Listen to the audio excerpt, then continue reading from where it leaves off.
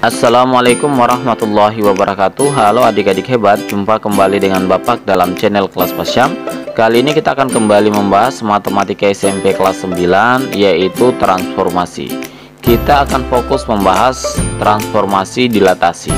Namun sebelum kita lanjut pada pembahasan, dukung channel ini dengan cara subscribe, tekan loncengnya, like, komen, dan share video ini agar bisa menjadi amal jariah buat kita bersama.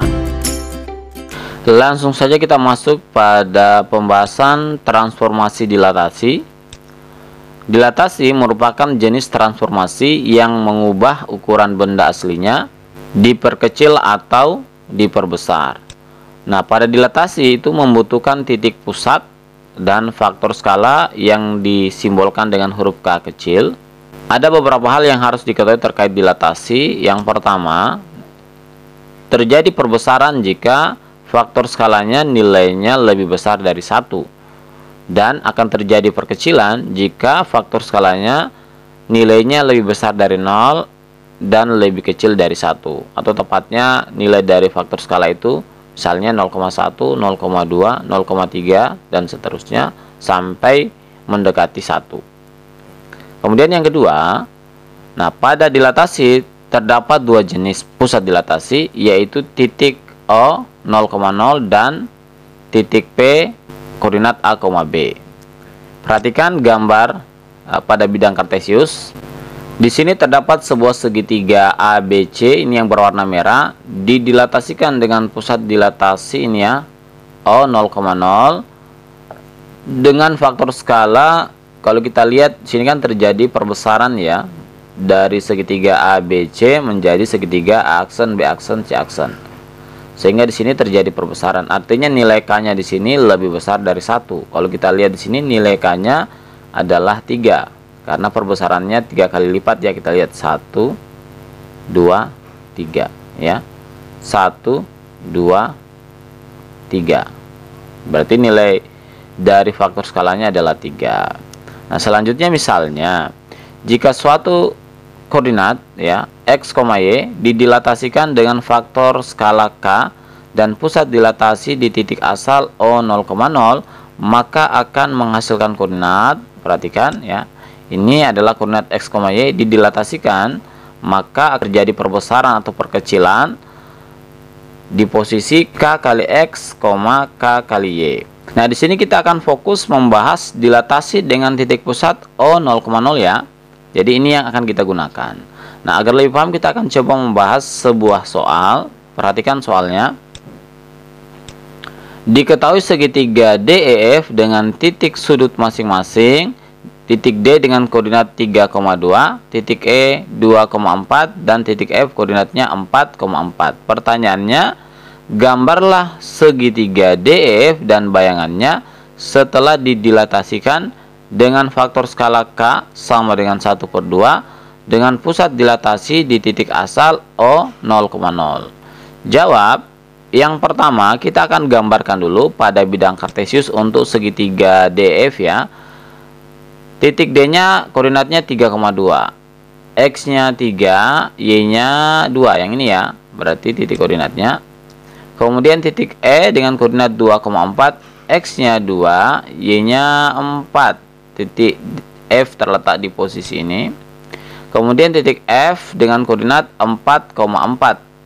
X-nya 4 di sini berarti Y-nya 4, yang ini ya. Berarti titik F-nya terletak di posisi ini. Setelah itu tinggal kita hubungkan saja dari titik D ke titik E, E ke F, F ke D. Maka terbentuklah segitiga DEF. Nah, selanjutnya kita akan menggambar bayangan ya. Nah, untuk menggambar bayangan kita harus terlebih dahulu mencari titik koordinat dari bayangannya.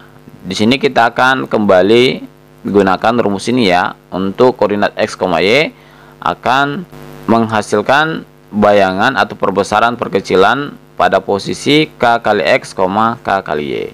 Kita ambil titik yang pertama, titik D dengan koordinat 3,2 ya. Didilatasikan dengan faktor skala K sama dengan 1/2 dengan titik dilatasinya O 0,0, maka akan menghasilkan D aksen, K kali X. K-nya di sini 1/2, X-nya 3, berarti 1/2 kali 3, koma, K kali Y. K-nya 1/2 kali Y-nya 2, berarti di sini kali 2. D aksen, 1 kali 3, 3 per 2. Sini kita dapat 3/2 atau 1,5 ya. Kemudian 1 kali 2, 2, 2 bagi 2, 1. Jadi di aksennya koordinatnya 3/2,1.